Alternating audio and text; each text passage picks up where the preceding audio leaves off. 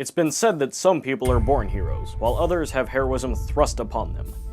In the case of Freddie Joseph, it was thrust upon him at the early age of 18 and under tragic circumstances, the deaths of both his mother and father. I was a senior in high school, and they passed away in December, and the second semester started right after that. Had a little grocery store downtown, just a small one, and I had my sisters and brothers and had to make a living for them, and they let me go to school 1 hour a day, pick up all my assignments, and I could go back to the little store and run it. They knew what they were doing, but I didn't realize that till I got older. I didn't realize people done things like that, but now I do, and that's the reason I like to do things for people. They all stayed at home, and if that happened now, the government would step in and separate us. Thank goodness they didn't bother us.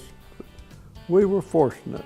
We were real fortunate. The only unfortunate thing about it was my mother and father passed away when we were all young, but that was part of life. Freddie was working and going to school to provide for his family when America entered into the Second World War. I got drafted into the Air Force, which was real good. And I never did see anything bad. And I was where it was. But our planes were escorts, they were fighters, and they would rendezvous with the B-29s that were on Guam and Saipan, and they'd meet them someplace out in the Pacific and go with them into Japan. From across the states and overseas, Freddie made sure his family was taken care of. You know, pay wasn't very much. When you go in, you're private. I think I was winding up with $16 for myself, and they would take something out of my check and put some with it because I was responsible for my sisters and brothers. That was my experience in the Air Force. While Freddie was no longer serving in the Air Force, he was serving the drumright community. And while he served on several boards, he's best known for serving Christmas dinner. We started out, the first time we had it, we had 85 people. And the next year we had 150. It got up to 300 people. We would have Christmas dinner. We had done it for about 21 years, and I was getting up in age, and I thought, boy, I don't want this to quit because it sure is helpful.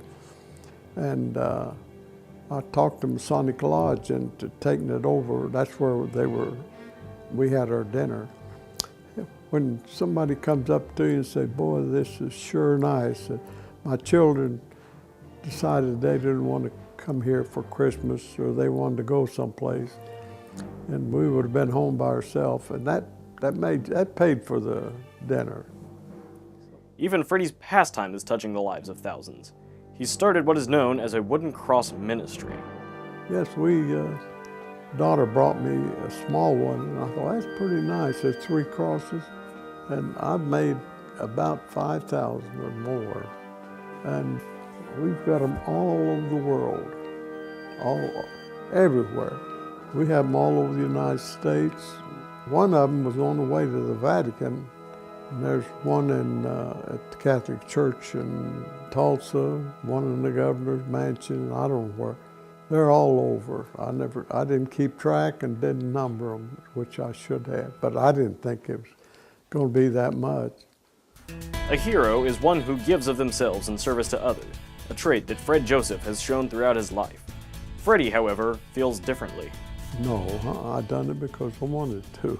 I wanted to help somebody. No, I would never think.